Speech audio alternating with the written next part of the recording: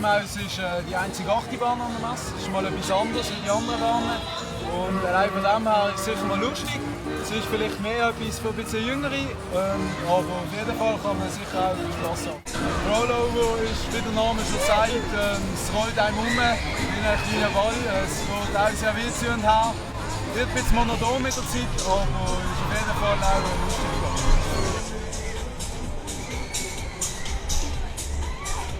Ja, wo sind die Saltos? Come on! Die Crazy Maus hat mir persönlich besser gefallen. Die kriegt 4 von 5 Punkten von mir. Rollover ist ein bisschen monoton mit der Zeit, darum kriegt die noch 3 Punkte.